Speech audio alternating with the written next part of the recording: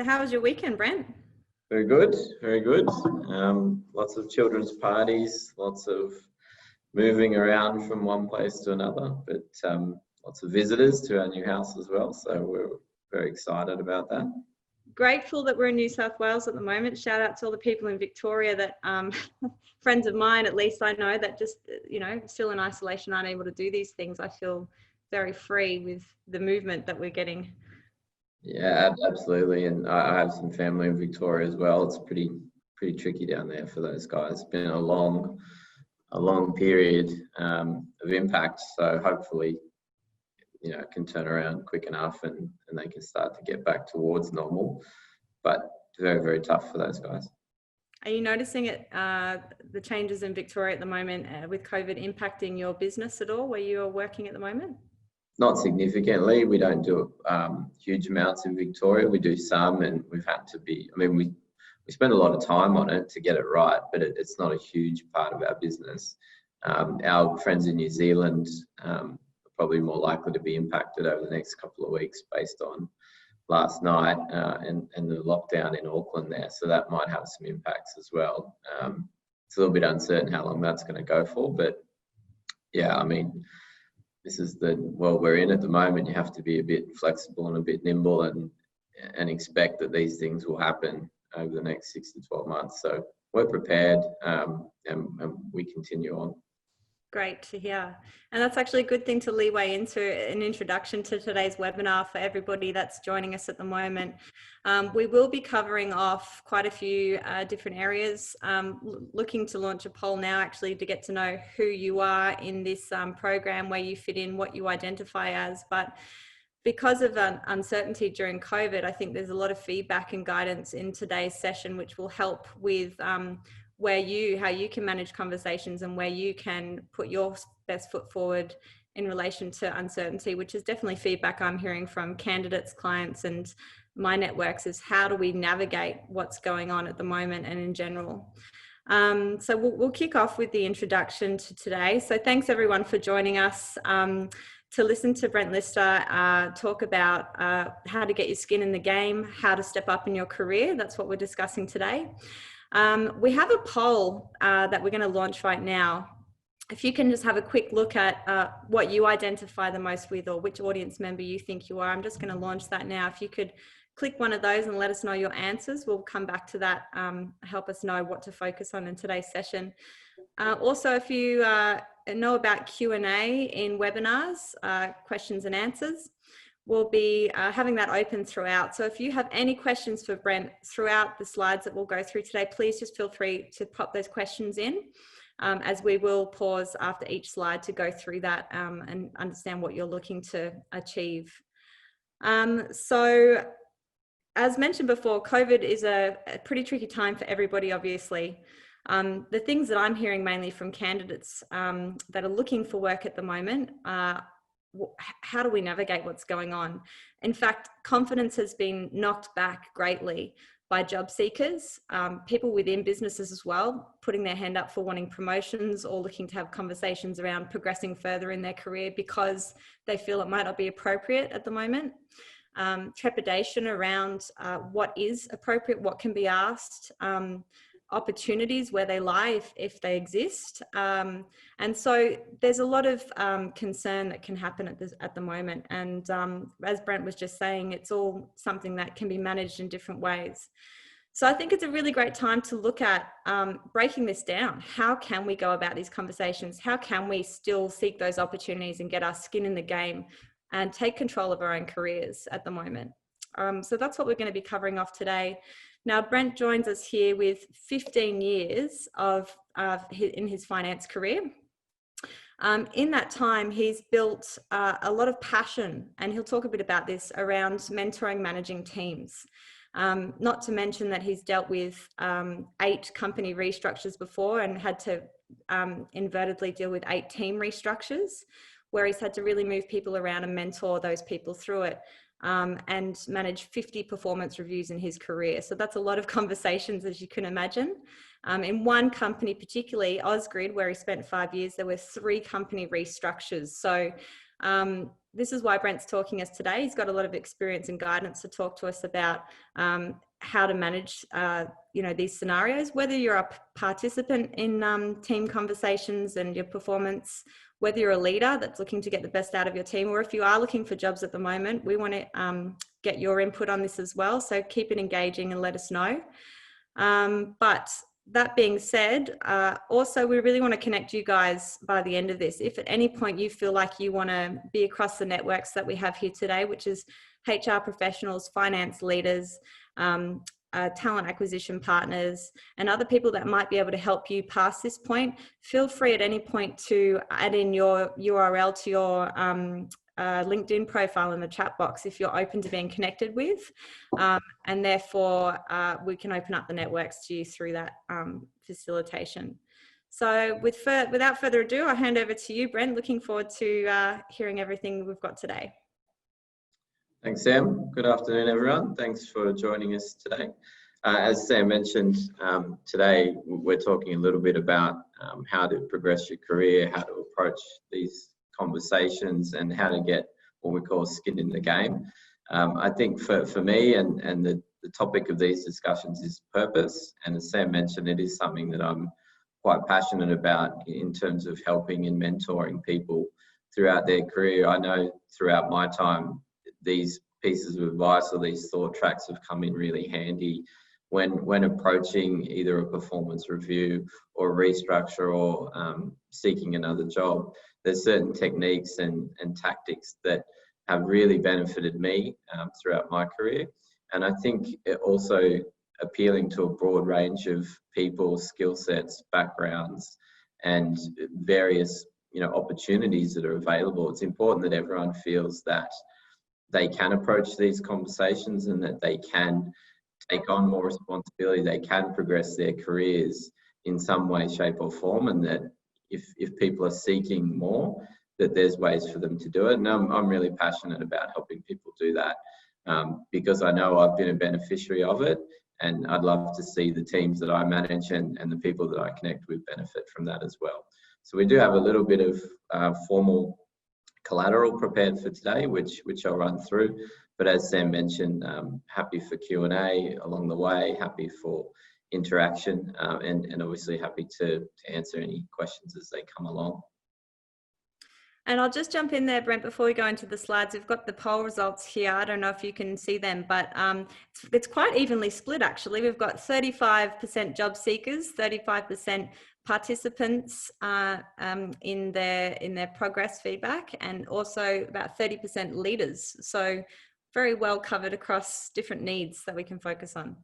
Great. And I think, the object of today is to appeal to everyone in those categories. I think hopefully there's something in it for, people who are seeking, but also people who are leading, maybe some pointers to how to encourage your team, because it's not always a comfortable conversation for everyone to have. So as managers and as leaders, we need to make sure we're doing our bit as well to encourage our teams, even if the opportunities are limited, that we're still doing what's required for us to support our people and to encourage them and to continue to diversify their skills, so that when the opportunity arises, the candidates are there, the skill set's ready, and we're able to actually give those opportunities to our people. Let's get into it. Okay, so I will share my screen here and that on slideshow. Okay, so the purpose of the talk is skin in the game. I think it's a nice way to introduce. Hang on, Brent. I think the screen might not be shared. Make sure I can give you access to that. Does that work? That's worked. Great. That's it. Okay, excellent. So I guess the first aspect of, before a manager or for someone who's seeking opportunity, embarks on the journey, I think it's really important to do a bit of self-reflection and do a bit of self-analysis in terms of, are you ready? Because often this can be the most challenging step.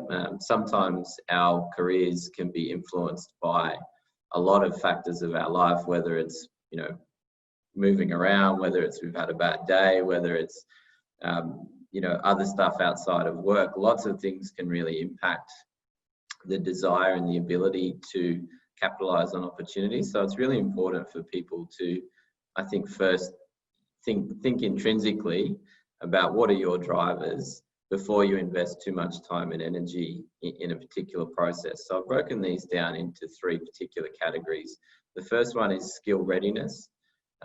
You need to have confidence in your ability to implement either a new role, more responsibility, or a different project.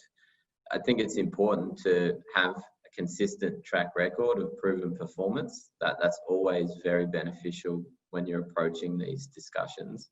And in the modern day, whether it's finance or HR or whatever aspect it is of the corporate world, having a transportable and flexible skill set is really critical. So being able to, in a financial example, dial up, say, modeling, or dial down financial accounting, or dialing up treasury, or dialing down management accounting, depending on what the role and what the opportunity is, you need to be able to maneuver your skill set and switch between companies or between business departments. You have to have that ability to be transportable. And there's a certain subset of skill sets which can do that. So it's really important for people to analyze, do they have that toolkit ready to take advantage of the opportunities? Personal readiness is a really big one. Often we want to be ready. We either want more responsibility, or we seek other challenges, but we really need to ask ourselves, are we personally ready to take it on? And that includes the desire. Do we really desire this opportunity? Can we be resilient in the face of challenges? Because as you take on more responsibility, as you get skin in the game, as we say, it does require resilience, and that resilience comes with being under a little bit more pressure, or a little bit more expected of you. So you need to be prepared to take on that emotional readiness as well. And then I think the third part is having the opportunity. So having a new project that's there that needs resourcing support, whether that's your annual review, performance review cycle, whether that's working with your colleagues or different departments to identify opportunities. There needs to be the opportunities there for you to get more skin in the game, or to take advantage of your skill set and your personal readiness. Not all of these things have to fall into line at one time, but it is important that you've at least analysed these 3 factors before you really start to push for opportunities. And as I say in the catch line here, it's okay to have gaps, and it's okay to feel uncomfortable. I think, everyone has probably felt uncomfortable at some point in their career when they've taken on more responsibility, because there's the element of risk, there's extra pressure, it requires more resilience. Sometimes it's unknown. Sometimes you might feel like there's a gap in your skill set. But if you can marry these 3 things together and have the confidence to do it, it's okay to have gaps. And it's actually a good thing to feel uncomfortable, because then that means that it's important to you and you're really going to give your all to deliver, which are all characteristics of good leaders and people who succeed in taking on responsibility. That's great, Brent. And if you guys have any questions around this slide in particular, or getting ready effectively, please let us know if you have any questions for Brent. But one question I do get commonly around this, Brent, particularly feedback from candidates actually at the moment, is with the uncertainty of what's going on around opportunities within businesses, on the market as well, where it's effectively a lot scarcer due to COVID. People feel like it might not be appropriate to be seeking out those opportunities. They may feel they have the skills, they may feel like they're personally ready, but the trepidation around seeking those opportunities has become prevalent.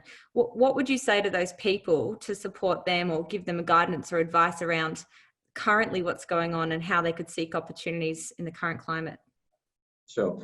So I think, and that's a very very salient point at the moment. I think my response to that would be that as a manager, I never see it as a bad time for people to show the readiness and desire to take on more opportunity. I think they're all positive traits, and as a manager, I look for that. So even if there's not an abundance of opportunities, having the conversation and assessing that there is a readiness there, that there is a skill set there, and that would be complementary to greater responsibility or more opportunity, is a huge part of this process, whichever way it's cut. The opportunities themselves, sometimes we don't have full control over the amount and availability of opportunities, but having the discussion, in my view, is never a bad thing. And when I look across the teams that I've managed and the reviews that I've done in the past, and being on the other side of it, coming through the ranks, having that ability that people understand that you're ready, that they understand that you have the skill sets, opportunities will come. They always do over time. But making sure you're front and center to take advantage of them is something that's the onus is on the person to make sure that is clear and that's known. So I would say that it's always okay to have the conversation, to articulate your skill set, to articulate why you're ready. And if there are specific opportunities, mention those. But certainly don't be afraid to show that you are ready, even if there might not be an abundance of opportunities. That's a great point to make, Brent. And I think that can give some people some confidence knowing that the leaders would still encourage them, even if there's no apparent opportunities around, just to have that conversation.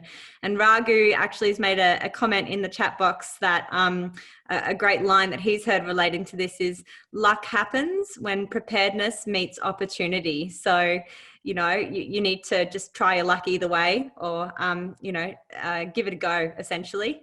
Because the worst that's going to happen is that you've displayed where you're at, but there's a no for now rather than a no for forever in the opportunity space.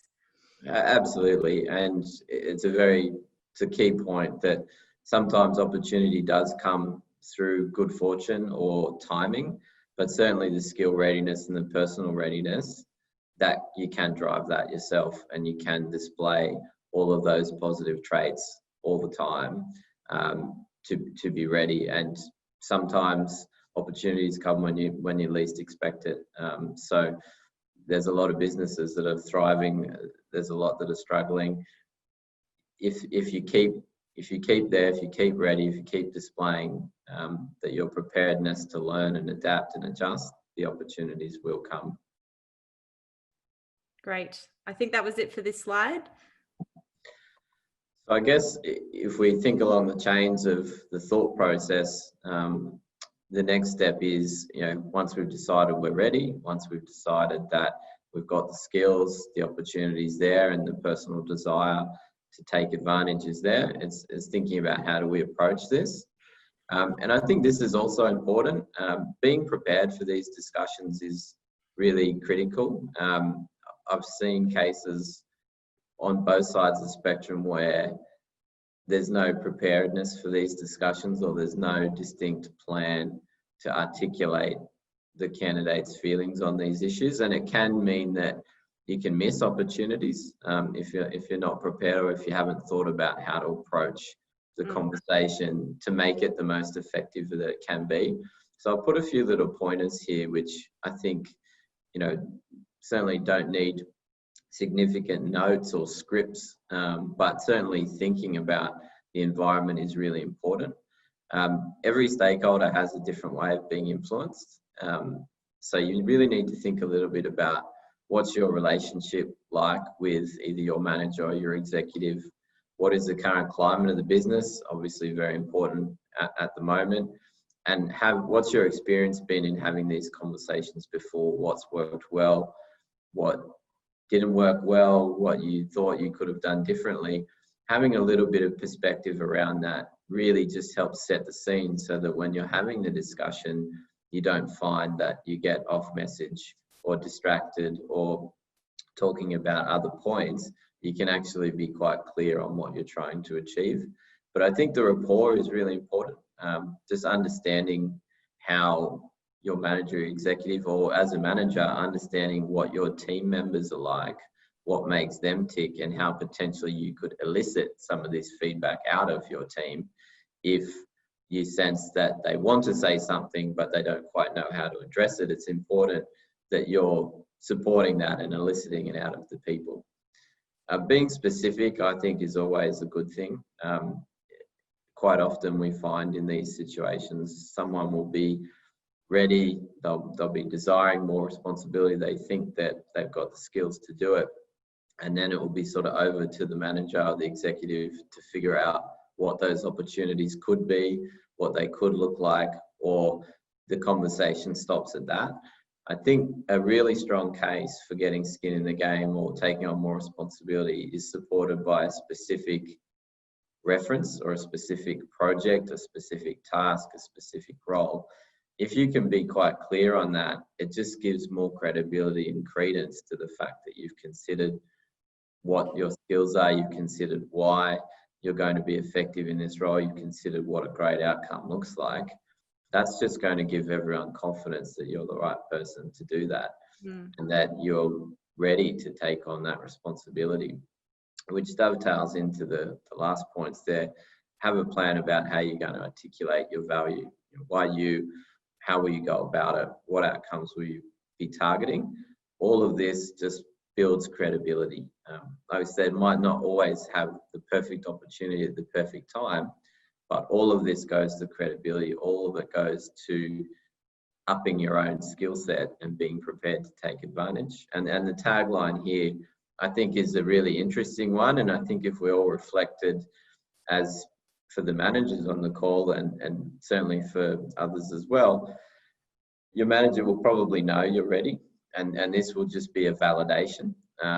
And quite often when I've been doing team reviews for my team, I have things that I'm looking for from my team as validation points. And if you get certain triggers in the conversation, you know that you might have a sense that the person's ready for more. And quite often these conversations and the approach to it can really validate that and lock it in and help sort of turbocharge the start of the new process, which I think is a great thing. And it really is an important point. Managers tend to know when people are ready. And this, I think, is a great way for people to show it. Excellent. And I really like the point about being specific as well, because we're not mind readers as humans, and our leaders won't have all the answers. But if you can come to the table with the solution and guide your leaders and how you best want to tackle this, especially if you're the one coming forward with the ideas, then, like you said, it really does prove that you're ready and you've reflected and you thought about it, rather than just saying, well, now you're the manager and passing on responsibility to continue with the next steps. It doesn't really work that way. Very solution focused. And a question here, what in the scenario, if you don't have the strongest rapport with your manager, how would you go about your approach then, if you already know that you don't have, either you're not in the business that long or don't have the time to build rapport, or it's just not strong from a personality difference, for example? Yeah, look, I think that's a scenario where potentially you can fall back on a little bit more of a scientific approach, where you are specific, where you've laid out quite a structured communication plan, where you're articulating your case, if you like.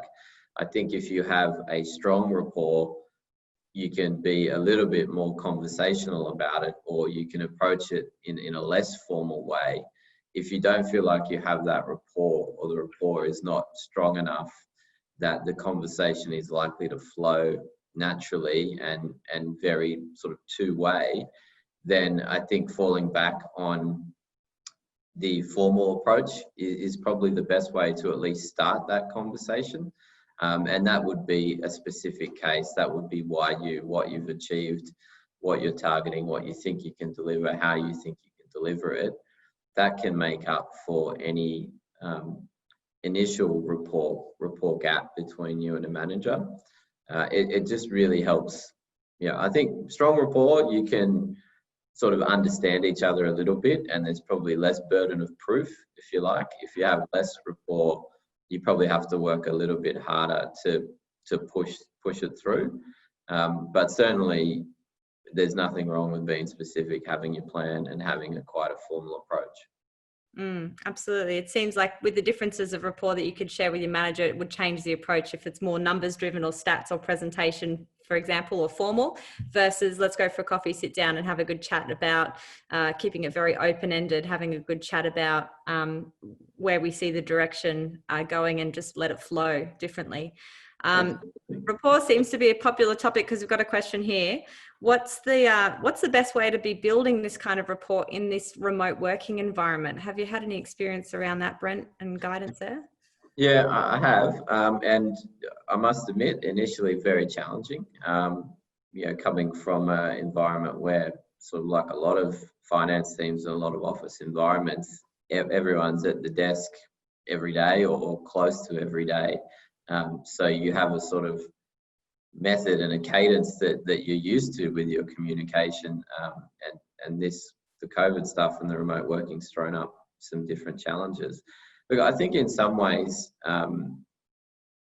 it's actually made it easier to have one-on-ones, because it kind of forces you to build a rapport with your team outside of that. So, I mean, more communication is better than less, clearly, but I think it's a good opportunity as well.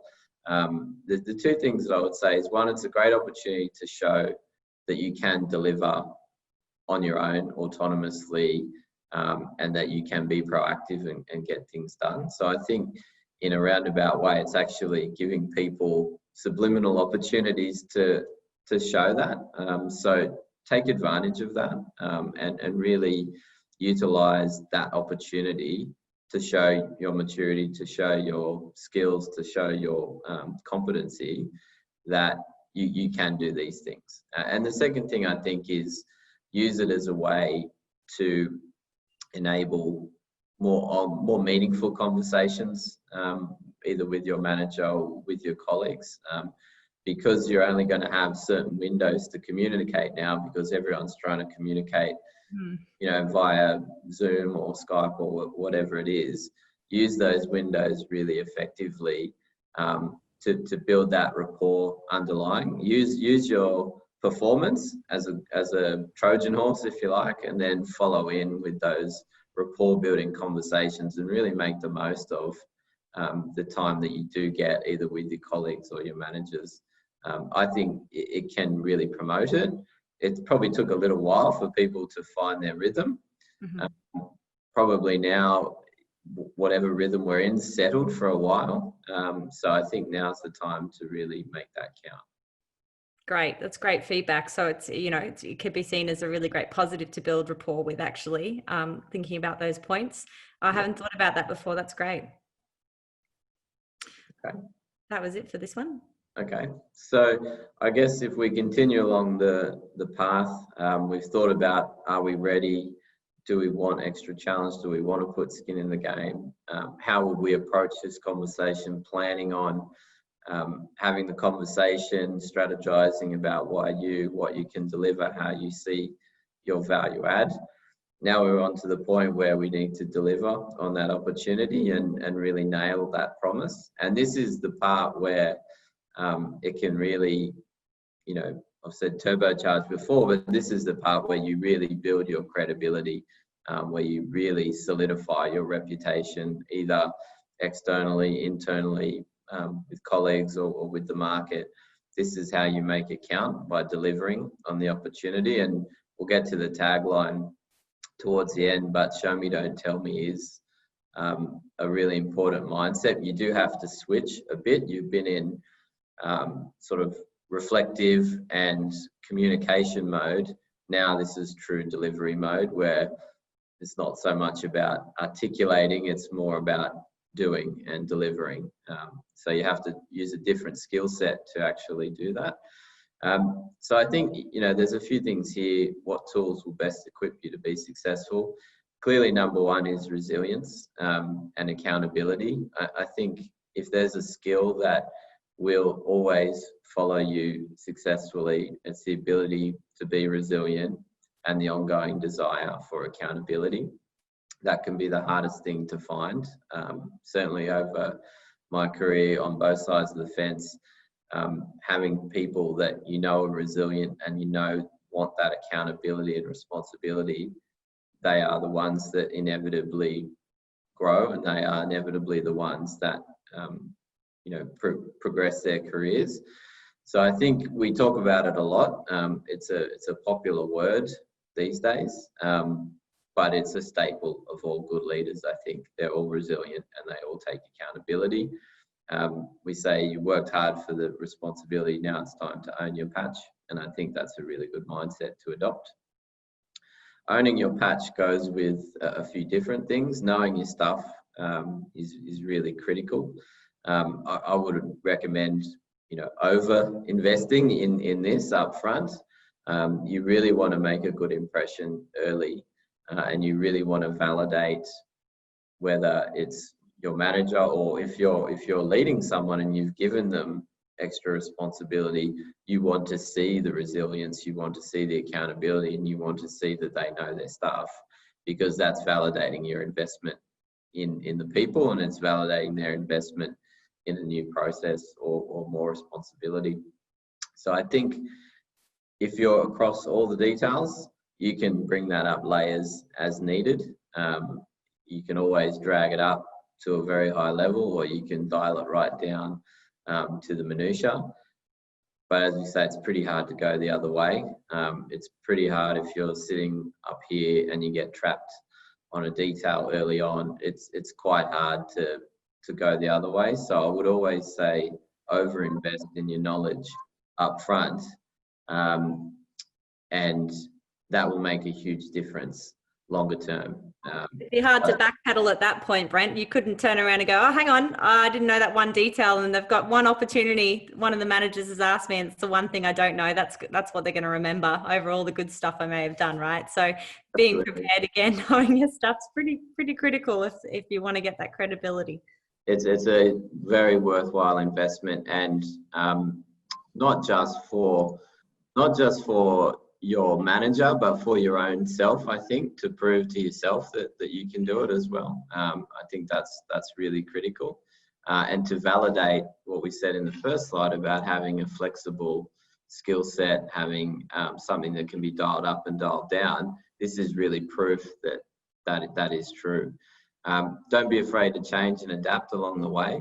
Clearly have a plan before you start, but be prepared to bend and move as you go along. Keep the end goal in mind, clearly, but having perspective, consulting, getting feedback, you can often unlock ideas and improve the outcome. There'd be a myriad of projects that I've done where I've reflected afterwards and thought, if I just taken that other turn halfway through, I would have saved myself time, effort, money, stress, whatever it is. But I think you have to be open to doing that. So always seek that feedback, consult, ask people who've been there before, ask other parts of the business, colleagues, whoever it is. Just see if you can unlock any ideas to really help. And that's another fantastic personality trait, being adaptable, being able to change and being open to feedback. Because sometimes, particularly as accountants, we can get pretty sort of tunnel vision on the way we think of things, and we don't tend to maneuver around too much, but it's a really important skill set to have, and it really helps your base grow. Tracking your progress is really important as well. You want to remind people, hey, this is what we said we were going to do. This is why we said it. Here's the benefit that we're going to deliver. Here's how we're progressing on that journey. This is what we've done. This is what's still to do. And this is where we think we're going to get to. Really important to do that. Again, it's validation, it's proof, it's evidence, and it's very self-fulfilling as well in terms of helping you stay motivated, helping you stay engaged, and keeping your confidence up that you have the right stuff. And it all goes to that tagline of show me, don't tell me. I think we spend a lot of time and a lot of effort often creating content and creating articulation and messages and communication, there's always a place for delivering on that, and there's always a place for really showing that you can do it. And now's the time to do it in that journey. It's really important to not forget that. And like I said, inevitably these are the skill sets that people remember, and inevitably the skills that good leaders take on. And if anybody could share, if they felt like sharing a time or an experience where they've had to deliver on an opportunity and it's gone really well, or maybe not so well, there's been a challenge there, and share what they learned from that, that would be fantastic. And we can look at those, or if anyone has any questions about this slide. But a particular question's come up: how can leaders gauge how involved they need to be in with their participant in relation to these opportunities? Should they really be hands-on? Should they be quite hands-off? How can they gauge how involved they need to be to support their people? Yeah, it's a great question, and it goes a lot to the slide before about understanding, in the context of the slide before, it was what's your rapport like with your manager or your exec. For if you are the leader, I would flip that around and say, how well do you understand your team? How well do you understand their drivers? How well do you understand their skill set? What their gaps are? They might be the most technically gifted person who is absolutely ready and has the desire, but they just struggle to deliver the approach, the conversation, the plan, the articulation. That doesn't mean that that person's any less valid or won't deliver the goods. You just need to elicit that feedback out of them. So I would suggest as leaders, understand the strengths and weaknesses of your team, and really give them opportunities that they need, but be prepared to support it whichever way possible. Some people just do need to be supported quite a lot, not in a bad way, but that's just how they get their productivity. Others really prefer to say, leave it to me, I'm going to deliver this, you can trust me, this is how it's going to be done. And as leaders, we need to be prepared to do that. If it's someone who can deliver it autonomously, we need to give them the space to do that. We need to trust they've asked for the opportunity, we've provided it, they've got the plan, we have to let them go and deliver that. If that doesn't work out for whatever reason, deal with that after the event, but certainly during these periods, you have to manage people quite individually to enable you to get the best out of them, and that's part of being a good leader. Very true, and it can be a very hard thing to do, especially when there's a lot on the line for a certain project. And it's the same thing in leadership or parenting. You just need to sometimes let people learn and do their own thing and be autonomous and deal with it as it goes, rather than overthink or over plan for everything as well. Absolutely. And for leaders who have, maybe their team has grown over time and they're used to having a lot of influence and control over everything, it can be difficult to let go of the reins sometimes. Inevitably, you do get a better result by doing that and trusting the process. But it's a two-way street. Sometimes you as a leader need to learn to trust a bit more and adapt, but also you need to be prepared to support your team and your people through their own journeys as well. So, I think first and foremost, understand the strengths and weaknesses of your team, and then tailor your approach around that. Great. Thanks, Brett. They were the questions for this slide. Okay. So we've been successful. We've decided we want more opportunity. We want to get some skin in the game. We've approached our people and we've asked for that opportunity, and we've been specific. We've come with a plan. We've said this is how we're going to do it, and these are the benefits. We've delivered on that. We've tracked it. We've used our techniques. We've sought feedback, and we've really delivered on our promise. I think the one part about this that quite often gets forgotten is selling the message or celebrating the wins, and not in a bragging way, but there's certainly nothing wrong with being proud of your successes and really using the confidence and taking the good out of that. because it really does make a difference. Confidence is a huge thing, and we note the last piece there, it's difficult to fake, which is very true. So you want to harness the energy. You really want to be proud of that. You want to learn how to sell the message appropriately, to use it for next time there's an opportunity, or use it for when you might be seeking another opportunity or another job, or whatever your situation may be. Harnessing the benefits is really, really critical. And there's a number of different ways to do that. I think personal reflection, again, I mean, I'm quite big on self-awareness. I think that's a really positive personality trait that you can have in the modern corporate world. But certainly reflecting back and looking at how you thought things would go, what your process was at the start of the journey versus where you are now. And I think it's very true. You've often likely achieved more than you think. We can be quite hard on ourselves sometimes. We can all be perfectionists at times, but it's important to understand what you've actually achieved and to be proud of that. I think seeking feedback, again, is really critical in this part of the equation as well. Sometimes how we think things went aren't exactly how everyone else views things, and that can be a positive and a negative. But it's important for self-awareness and personal growth that you can be open to feedback, and you can be open to conversations with people about that. Can be a little bit uncomfortable, but it's valuable. They say feedback is a gift, and that is generally true. So it should be embraced and used for the right purposes. One other small thing is, but again, often overlooked, is updating your resume. Now, you could replace resume with some other tracker of your achievements, or however it is you want to go about keeping the record of these things. But it's important to do it when it's fresh, because that's when it's really there, when you can articulate what you did the best. You can find the best parts, because you'd love to write everything, but you just, as Sam would know on a resume, you just can't do everything. So you got to find the right pieces to put in there.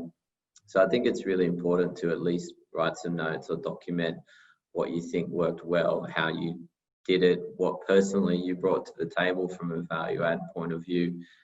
And as I said, it's great for distilling it into succinct points, which is a skill perhaps we all think we have, but it not necessarily is easy to do.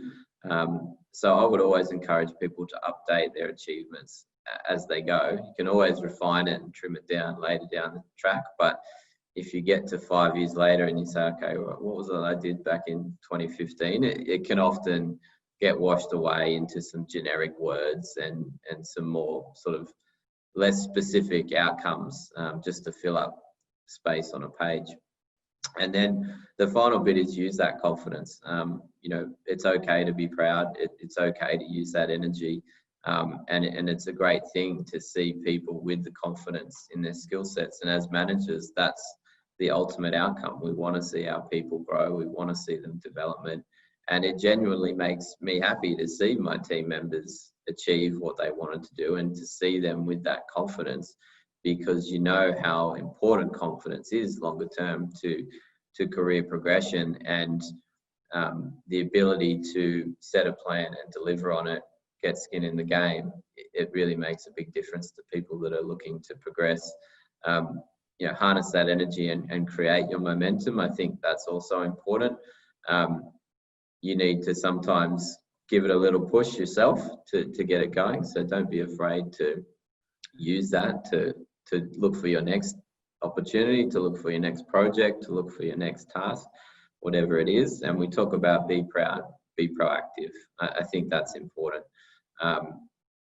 Sometimes, as the initial comment says, that between luck and opportunities are not always aligned. So the more proactive you are, the better possibility that these things will come your way. That's a really strong point there, Brent, on proactivity. A comment around what I'm hearing from candidates at the moment is that the confidence has been substantially knocked back because of the market at the moment, quite a few people just aren't even hearing back, even an unsuccessful application at the moment. So they're really questioning their deliverables. Is my CV good enough? You know, am I a quality candidate? And the answers are yes. But because of the experience they're getting at the moment, that pride per se on what they've delivered before is being knocked down, you know, indirectly, that they can't control that. It's just a feeling. So it's really important to throw in the piece of how do I keep selling my message? How do I keep going when I'm being knocked back? And that proactive piece is really important. It's, you know, you just got to keep persisting, more so than you would normally, and just putting yourself out there. The candidates I've spoken to that have landed roles at the moment, they're the ones that are the most proactive with selling their message and going about the how, rather than letting things come to them. It's about making sure that they're seeking and they're really hunting for those opportunities. And it's a hard thing to balance your confidence and to still be proud because of knockbacks. You need wins to keep your confidence high. But you've done all the hard work. You've already delivered. You've already made it happen. That's never going to change. So your story is not going to change. So your message is not going to change. It's the wins that you need to help keep the feeling of confidence there as well. So just keep going, is what my advice would be to people seeking jobs at the moment on the market, and speak to the right people that are going to support you as well. You know, speaking to the wrong people that are maybe bringing it all down as well isn't going to give you that confidence to keep going with it as well.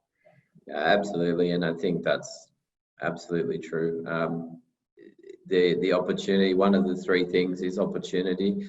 Opportunities are a little bit tricky at the moment in terms of the external market. And what I would say is your achievements are still your achievements. No one can take away what you've delivered in the past. No one can sort of devalue the value that you've already brought to the table. So the confidence that you may have gained in the past from things, continue to harness that, because the achievement is still the achievement. So it's still things to be proud of. It's still things to be proactive with. I think selling the message, a lot of that, it's the confidence to project accountability and responsibility, and, you know, it's not necessarily a safe pair of hands, but certainly that you're able to deliver when it counts. I think that's a hugely strong message that hiring managers can get, because you only get a certain amount of time with people in an external environment. So you really need to make that count. But it certainly doesn't diminish anything that people have achieved in the past. So that's a really clear message. For people that are internally, I think this is a great time for internal opportunities. A lot of places may have wanted to embark on major programs with extra resourcing, are probably thinking about how can we do more with the same amount of resources. So that's likely to open up some opportunities for people to take on extracurricular type things within their business. So there's always little opportunities when you're internal. There's always ways to stoke those fires, whether it might not be such a, you know, huge obvious opportunity, but there's always subtle opportunities to keep reinforcing the message of you have skin in the game, you are an accountable person, you are responsible, you can deliver, you're considered, you know your approach, you know what you want to get out of things, and you can go ahead and do it. And people are aware of that. So there's never a bad time to continue to project that. Absolutely externally, it's a little bit more cutthroat because you have to be quite concise, and you have to deal with some more variables. But it doesn't change the message that you know, hopefully we're sending today, that it's okay to be proud of these things. Don't diminish your responsibilities. Be proactive, and it's a personality trait that will see you through your whole career, whichever phase it's in. That's a really, really great, strong point to end on as well, Brent. I think the clear messaging I'm hearing throughout this theme is just keep having conversations, keep talking, keep putting yourself out there. It's in your hands. It's not up to somebody else to dictate. So really being the forefront of your own career progression, making sure that you take responsibility to make that happen. That's the theme that I'm hearing throughout. But if anybody listening today would like any advice around consulting with interviewing, around their job search, around career decisions within their business, please do get in touch with myself or any of the other consultants in Sterling Group. And Brent, please do link in with Brent, who's been wonderful today. Brent Lyster on LinkedIn. He's happy to create conversations, build his network out, talk about these sorts of things with you as well. And just, yeah, if you have any follow-up questions, he's more than happy to have a discussion with you. We will email around the slides to the participants today, so you have them there if you want to refer to them as well. And if you haven't had a chance yet, please do put your LinkedIn in the chat box. We'll leave it open for another couple of minutes so that you guys can share those LinkedIn profiles. If you miss the cutoff, just email me if you would like to be connected with the group, just because we can't visually see each other at the moment, but we have got a good group here. And going forward, we might be playing around and experimenting with meeting Zoom so everybody can see each other and interact differently, so that we can allow that network to grow as well. So I can see there's 4 profiles up there if you guys have a moment to pop them in your URL or copy and paste them down to access them on your computer. But look, I think that's been wonderful, Brent. We've really covered it. Hopefully people have walking away now with some really great points to work on. So the actionables could be to go and get a piece of paper and write down your reflection pieces. It could be to start putting a plan together for your leader. It could be, looking at what your deliverables have been before, so you can give yourself a confidence boost when you're looking to interview. It could be around how you think about your rapport with your managers, or different tricks that you can work on to build that rapport. Could be around seeking feedback. There's so many things that we've discussed that are actionable points to help people at the moment. So thank you so much, Brent. It's been an absolute delight. Did you have any final points to end on around today, or people contacting you? No, look, the only thing that I'd say as well is if you are a leader of people, be conscious of their journey as well, and really help support them. I think we've all benefited at some point in our careers from, having the support of a good manager and a good leader. So for leaders as well, it's really important that we play our part. But obviously very happy for people to reach out if they have any questions, if they want to talk any of the points through in more detail. Very happy to do that. Fabulous. Well, thanks again, Brent. We've got some people putting through some LinkedIn profiles, I think.